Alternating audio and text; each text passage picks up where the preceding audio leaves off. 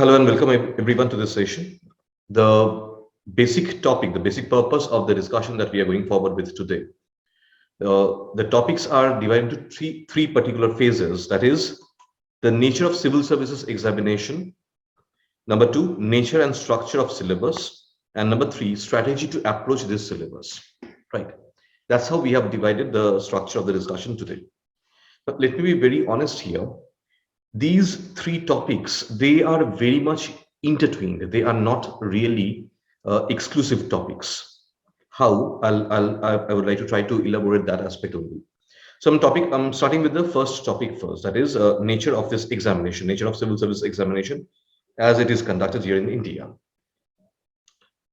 See, this examination, it's vastly different from the kind of examination that we have faced in our college or in our universities. Okay. If properly I have to categorize, I must admit that this examination is more job oriented than anything else. Now, why is it so?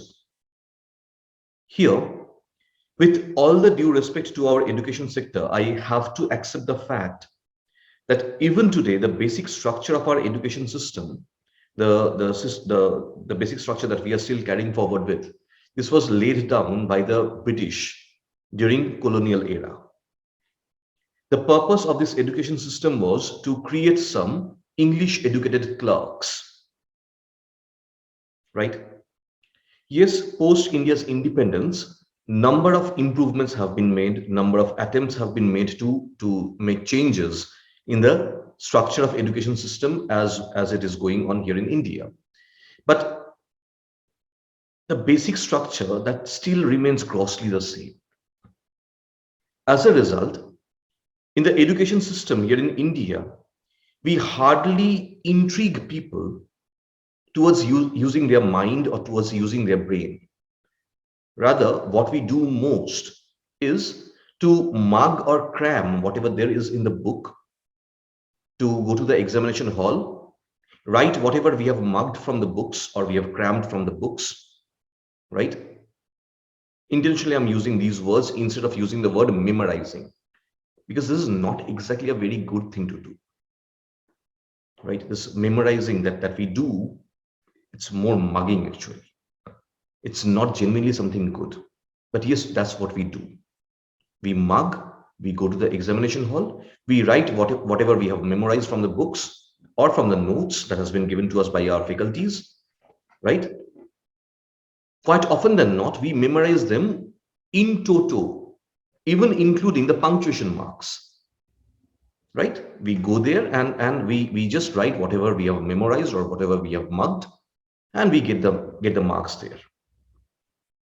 It's a typical pattern of an education system which is out there, not to intrigue people to ask questions, not to intrigue people to use their brain, or not to intrigue people to be inquisitive, to be curious. No.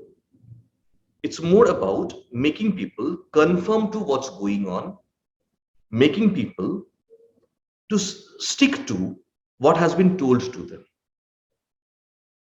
right?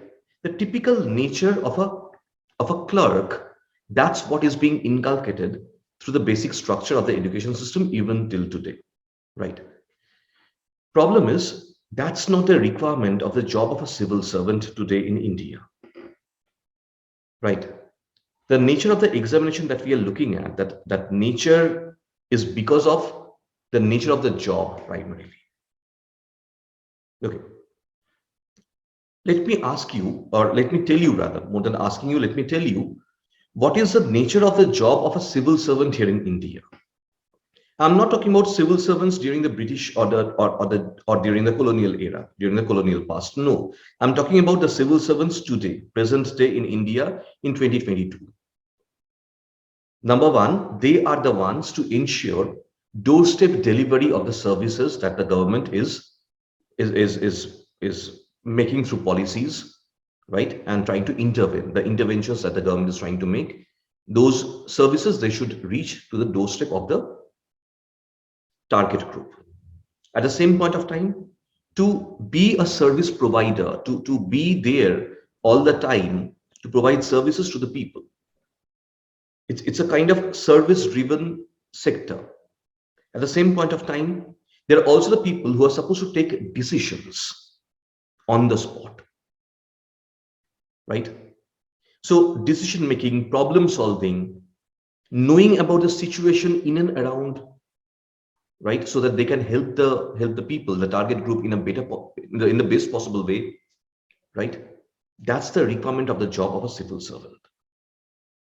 A job which genuinely requires someone to apply his or her mind, something which has not been taught to us by our education system. So as a result, what happens? The basic philosophy of civil service examination, that is drastically different from what is there, what is being done in our education system. A lot of people, when they make the transition from the academic world towards civil services, they find this very difficult. They find it very difficult because, yes, during our college days, during our university days, we have never been taught to use our mind to be problem solvers. We have always been told what to do.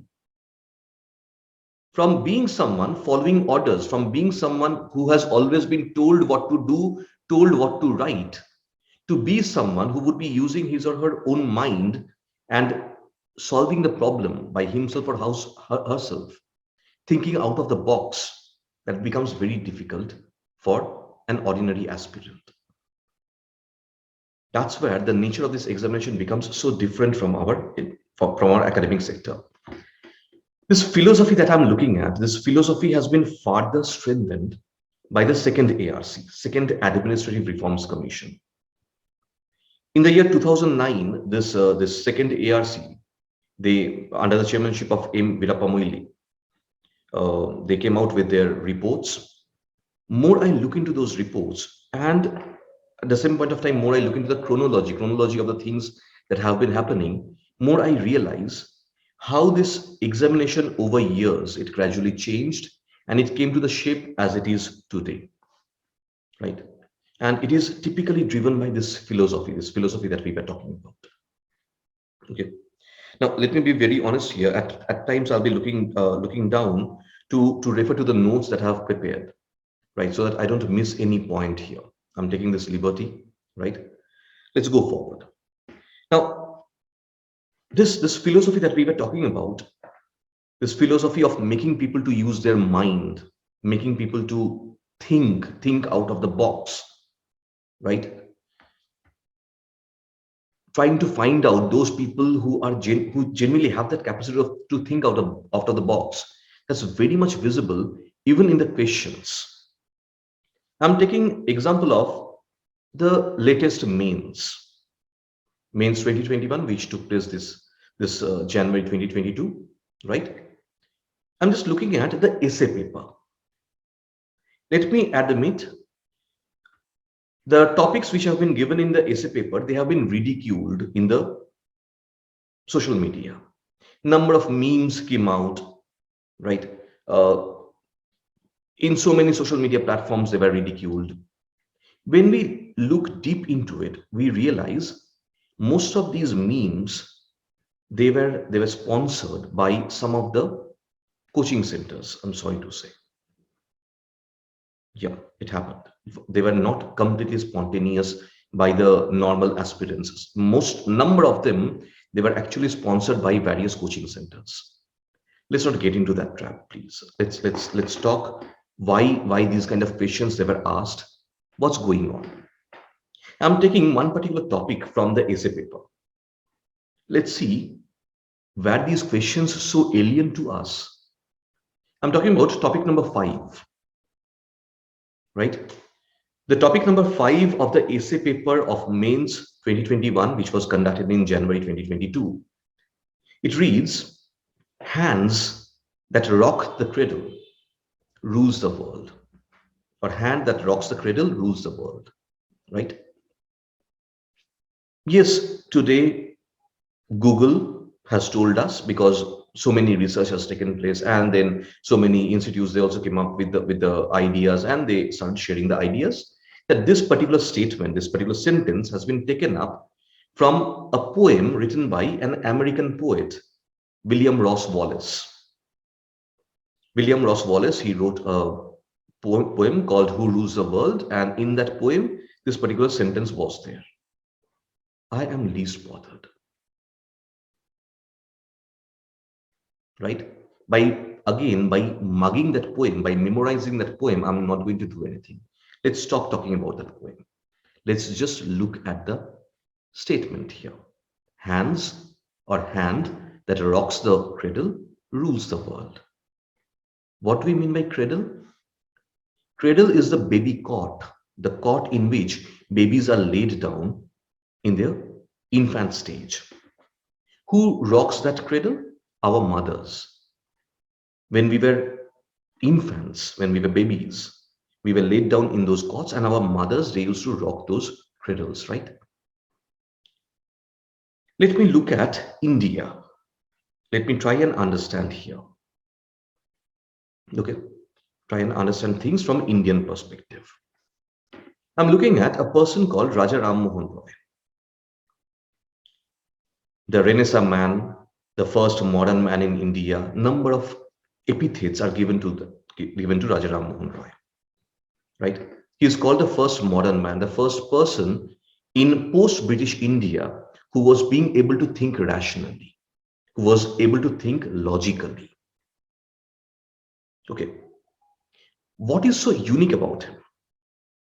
This man, he was asking questions to the society as well, to himself as well. And he was trying to find out rational answers to it. We all know Raja Ram Mohan Roy for Sati abolition, 1829. That's not his primary area of work. Do you know? His primary area of work was about women's education. Raja Ram Mohan Roy, David Hare, right? All these people, they were working together to promote women's education here in India. Why? One question was haunting Raja Ram Mohan Roy, that we Indians, or this India, such a vast country, how could just a few handful of Britishers captured such a vast country? What happened? Why those handful of people so easily captured us, and we couldn't resist it properly? The answer that he found out, the answer was that who brought us up? Our mothers. And what we have done? We have pushed our mothers to the corner, to a dark age for eternity. For millennia, women in India, they were deprived of education or anything as such. Right? Result? Raja Ram Mohan Roy, he tried to promote women's education. He tried to bring our mothers out of that darkness. See, there is an English proverb which says, you educate a man and the man will feed the family. You educate a woman and she'll educate next 3 generations. That's exactly what Raja Ram Mohan Roy, he was trying to do. He was trying to create a strong foundation for the society by educating our mothers. Right? Mother, the word is very societal in nature. It's not biological. It's a concept of gender. Sex is a biological concept. Gender is not. Gender is a social concept. Okay. Let me talk about the mothers in the army, in the police force. They are not mothers in reality. Who are they? Trainers, teachers. I'm looking at the best of the army officers who are sent to IIM Dehradun, or the best of the military officers who are sent then to the NDA Pune, National Defense Academy Pune, who become the trainers. And they train, the best, they train the future generation. Same thing happens in SVP NPA, Sardar Vallabhbhai Patel National Police Academy, Hyderabad.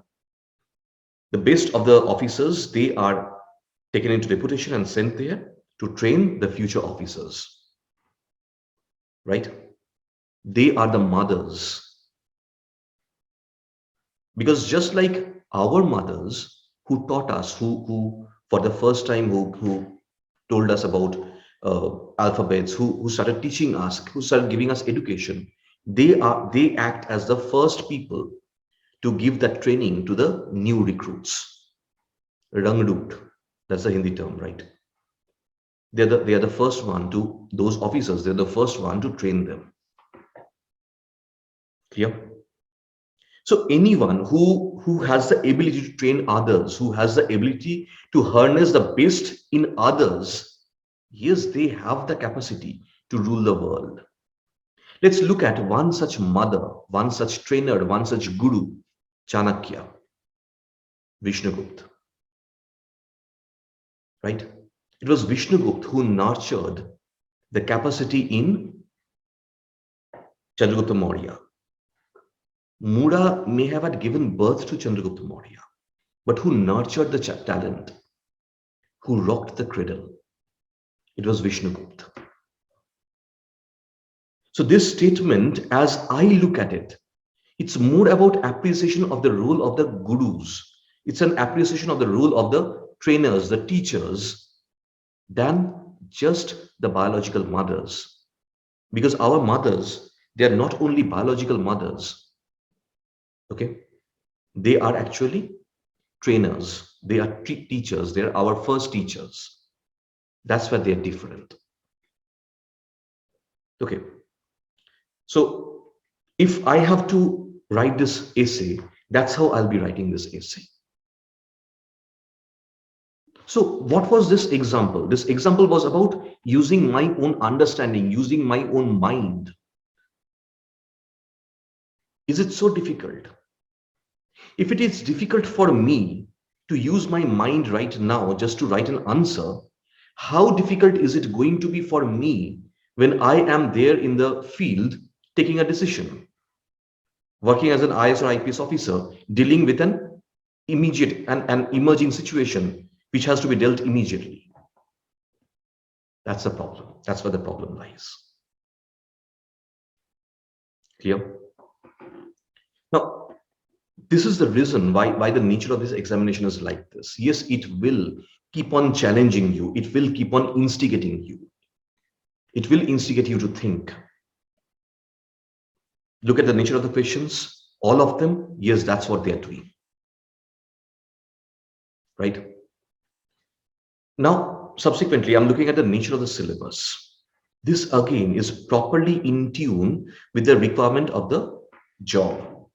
Let's look at the requirement of the job. What's happening there?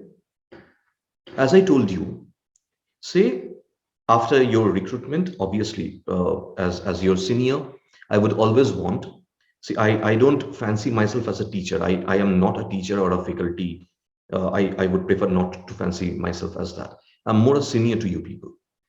So as your senior, what I feel that obviously, if you ask me, I would always want all of you to crack, right? At least all those who are coming in contact with me, to the best of my ability, I would try to help you out, right? In that sense, let's look at things here. So if you crack this examination and you become an IS or IPS officer, right? IS officer for the first time, I'm saying, your job will be so varied. You have to deal with everything. The same IS officer who today at the entry level is being posted as an SDM, subdivisional magistrate, subsequently will become an ADM, additional district magistrate, and then DM. After that, that same IS officer will become a joint secretary or a director of a particular cooperative or maybe a particular government organ. The same IS officer who's posted as a joint secretary today, maybe in Ministry of Finance, tomorrow may be transferred into maybe Ministry of Defense as another joint secretary, or maybe the day after can be transferred as a secretary to the say Ministry of Science and Technology or MIET. Ministry of Information and Electronics, right? Information Technology and Electronics, MIET. So just imagine the varied work that an IS officer, he or she does. This is a job of a generalist. Naturally, that generalist, he has to be aware of what is going in and around. So do you realize why the need for current affairs so much? Current affairs come contemporary issues. So that at the time of job, doing the job, the particular person, today the aspirant, tomorrow the officer, he or she remains connected with what is going in and around. Right? Number two, say at the same point of time, because the way continuously the departments and ministries may change, so they have to have some comprehensive knowledge about these varied topics, right? Now, it is in this backdrop that I'm looking at the syllabus of UPSC. What am I looking at? Geography. You tell me, as a district magistrate, a person, an IS officer who's posted maybe in the remotest corner of the country, without a proper, somewhat basic understanding of geography, how can that particular IS or IS officer who's a DM can try and build a system for to provide services to the local people, maybe to ensure their economic inclusiveness, maybe by promoting agriculture or maybe by promoting some allied activity, doesn't matter. So the person has to have some basic idea of geography. Similarly, history. Without knowing the history, we cannot understand, we cannot appreciate what's going on today, the present. At the same point of time, polity, which is a basic understanding of our political system, the political structure and the system that's going on, right? Simultaneously, science and technology, environment, climate change, you keep on telling me, economy, everything in that sense, disaster management, representation of People's Act. Who becomes the observers when election takes place? Who becomes the observers? Have we ever taken notice of? These civil servants only. They only are sent by the election commission, even the appointment of the various election commissioners from these officers only. Right? And the same IS officer may, upon becoming a secretary ranking officer, can become the chief electoral officer in a state. Right? So now tell me, why the syllabus is so varied? To enable. This examination is more an enabler. Okay, so that's how the things are happening. That's how the syllabus is there, typically following that particular philosophy. Right? That's why in the very beginning only I told you that this examination is typically job oriented. Okay, and so is the nature of the questions that are being asked. I've already given you the example of one essay, right, which I discussed in details. Now let's also look into the strategy. So how to approach this, how to go forward with this kind of an examination. The first and foremost thing is stop memorizing. Stop this habit of mugging or cramming. No, it's not going to help you. Please.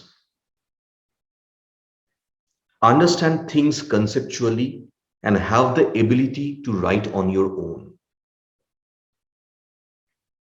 You show me one institute, one coaching center who can thump their chest and say, I predicted those questions.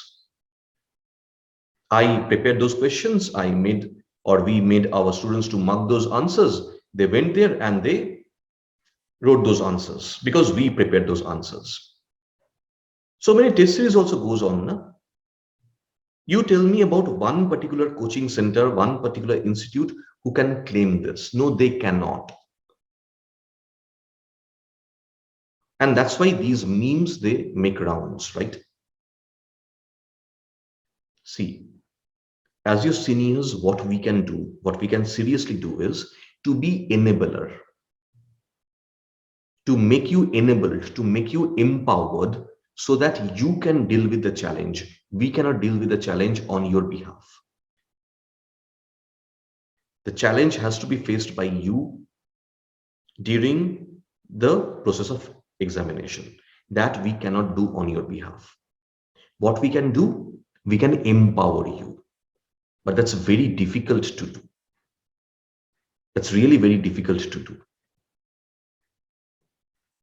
So one thing I would be continuously telling you people, that don't get into the trap of mugging and cramming, because that ultimately is not going to help you. No one here can predict the questions. What we can do, we can help you understand the concepts. At the same point of time, we can help you understand their applications in the society. We can show you what's going on in the society. That we can do. Right? You tell me now, every year, so many current affairs, in the name of current affairs materials, so much of crap is prepared and then circulated. Every month, number of institutes, great institutes, they prepare these craps and they circulate them. Show me one particular material of an institute, they may claim. Even if one word gets related, they would claim it is from our material. This question came from our material. You genuinely tell me, looking at the current affairs materials prepared by so many institutes, from whose notes, whose current affairs notes questions came, either in prelims or in mains. Because that's not how the examination takes place. Problem is, these in most of the coaching institutes, I'm not saying all of them they do it. No, they don't. But in most of the coaching institutes, what happens, they actually keep us giving us, or they actually follow the same method, same model of our academic system. What we have been doing in the colleges, in our schools, in our universities, they follow the same method. They put in their brain, they go through the last few years question papers, prepare a notes accordingly, give you that notes, you just memorize that notes, go to the exam hall, and then you find this time the question is different. Right? No, that's not how this examination is supposed to be approached. So what is to be done? If you go through the questions of UPSC, whether in prelims or in mains, the books are the secondary sources. They are not the primary sources. If you look at the questions seriously, you'll realize those questions, they are far more relevant with what's going on in and around you. Calling it current affairs is somewhere demeaning it. It's not current affairs. It's more about the getting associated with the issues that's going on. Current affairs, as we understand, they're events. UPSC is not asking questions from the events. And that's where most of these notes, the notes which are prepared and then circulated, they become so crap. I know when I'm saying these things, when these things, they would come out, number of people, they'll be challenging it. Fine, doesn't matter. The nature of the question is not going to change. The nature of the examination is not going to change. Right? So if you want to counter me, show me the questions. Show me the questions being asked by UPSC. Right? Anyway, let's go forward. Let's further elaborate this. That's where I kept on telling you, or in the previous occasion when I was saying just a while back, I told you that yes, what we should do then, we need the books.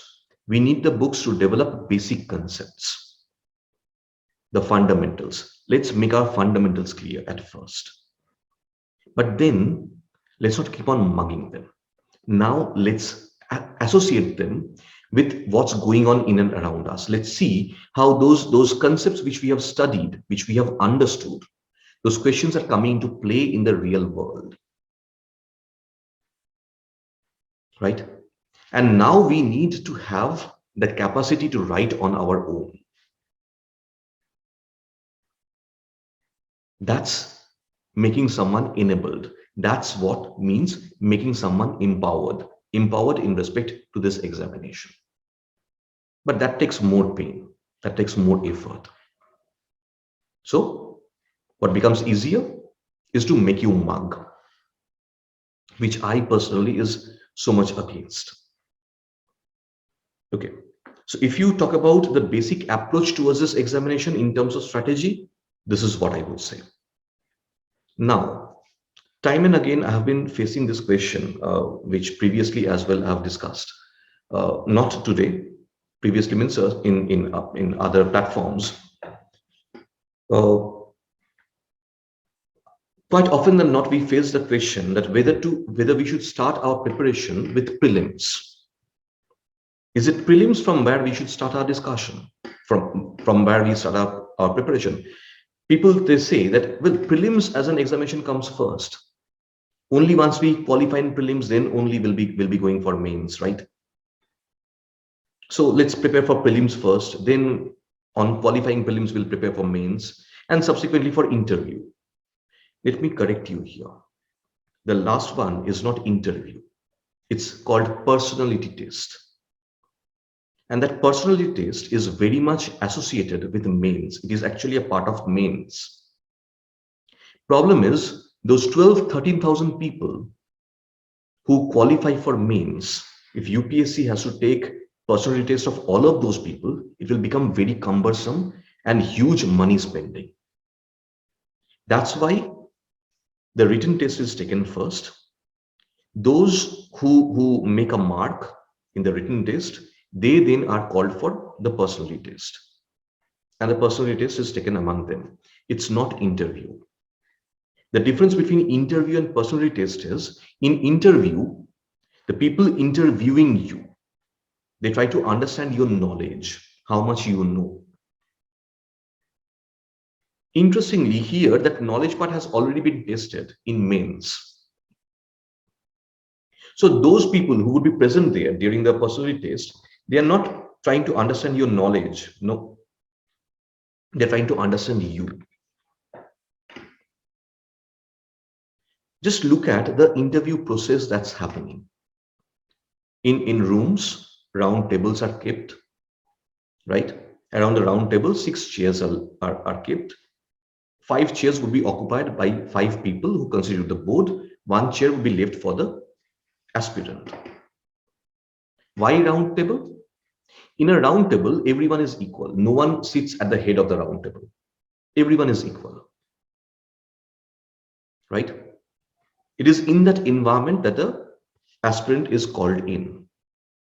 What the interviewers, they try to understand, what the people conducting the personality test, they try to understand how that person is, that particular person is, whether that particular person can handle pressure, whether that particular person can think out of the box, whether that particular person is bringing solution to the table, solution to the problems. Yes, we have problems. India has the 2nd largest population in the world. We might be 5th or 6th largest economy, but we are the 2nd largest population.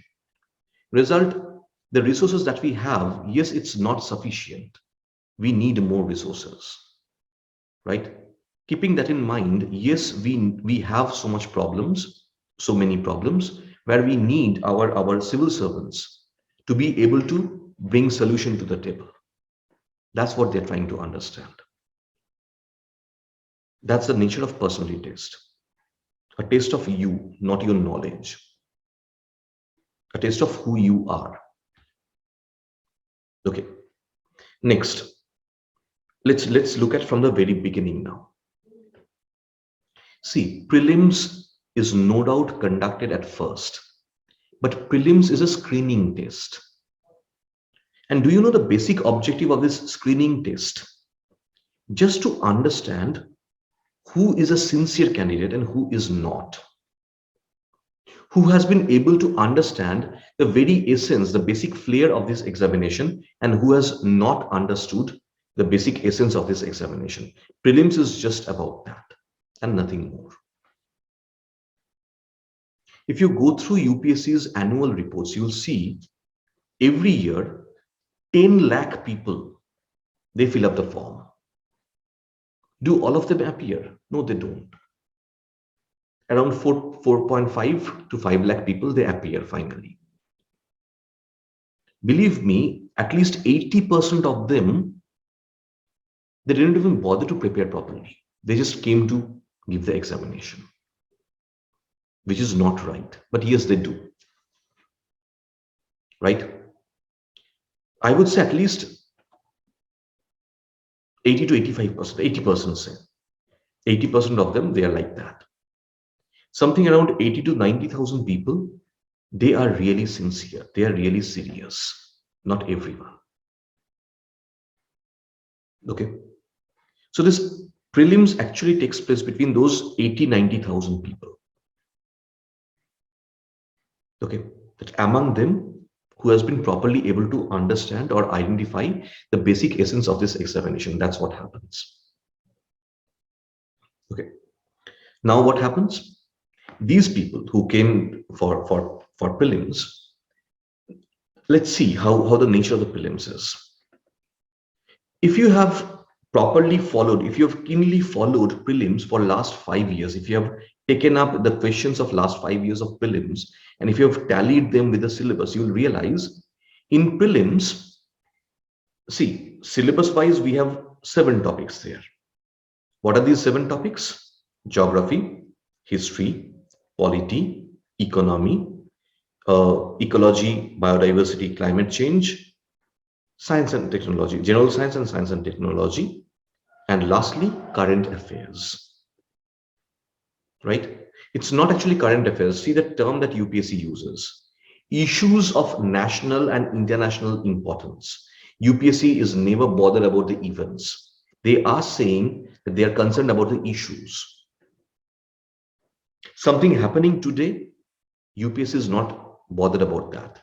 If it has a long-lasting impact on the society, UPSC is concerned about that impact, which is analytical. So I'm least bothered about the events and all these things. So please stop mugging. Again, I'm saying this. Please stop this habit of memorizing. Don't get into that. Okay. Anyway, let's go forward. Now what happens? Say there are 7 topics in prelims. Now let's look into the type of questions which are being asked. I talked about history. In history, we have 4 different areas: ancient history, medieval history, modern history, including India's freedom movement, and art and culture. Out of these 4 areas of history, 2 areas only, they are in mains. Modern history, including India's freedom struggle, art and culture. See, these 2 areas, they're in mains, right? As I told you. In prelims, most of the questions of history would be from these 2 areas. That's the beauty of this examination. UPSC's intention is never to disturb you. UPSC's intention is never to bother you. No. They're trying to understand whether you are sincere about this examination or not. If you're sincere, you will be using your analytical mind and you will be studying these things. You will be knowing these things. So instead of focusing on prelims, you would be focusing more on mains. Right? Why? Because mains at the end is a taste of your knowledge, is a taste of your analytical ability, is a taste of how you can use your mind. That's why those essays, those essay topics, right? To test your mind, whether you can use it or not. Clear? And then, so naturally, in prelims, the primary focus always remains on the topics of prelims which correlate also with, or which coincide also with, the topics of mains. So it is from those areas that predominantly we find the questions. Predominantly, right? Once you qualify prelims, say, here, let me tell you, people, they quite often do not tell me that, well, let's do this, let's do that. You can become a topper in prelims, but at the end of the day, if you don't qualify the examination, no one will know your name. Even the marks of prelims, that's not taken into consideration anywhere. It's just about qualifying, whether you qualify in prelims or not. Once you qualify prelims, now starts your actual fight. Now, after prelims, mains only has, or the gap between prelims and mains is merely of 3 months. These 3 months are good enough for your revision, not for your preparation. So yes, your preparation for mains should take place before your prelims, right? Most of you, if you're planning for 2023, right? I assume that the people whom I'm addressing, most of them, they are preparing for 2023. In that case, I would say that think of an integrated approach right now. The last 2 months before your prelims, that's the time when you should specifically focus on prelims, not before that. So right now, take an integrated approach where you prepare for mains predominantly along with prelims. Okay. Once prelims is over, now revise what you have studied before, and then go for mains. That's what the best possible strategy should be. And again, let me tell you, don't memorize. Ensure that you have quality material and limited material. Go through that material again, revise it, and try to understand the concept. Try to understand the things and correlate them with what's going on in real life. That's where comes the newspapers, right? So that the issues which are being raised in the newspapers, the issues which are happening in and around you, you can correlate them with the basic concepts that you have studied in accordance with the syllabus. That's how the best possible way we should be approaching this examination. Okay. I hope I have been able to give you some insight at least to this examination, and you take some benefit out of it, right? That's all that I had to give you in this particular session, right? Thank you.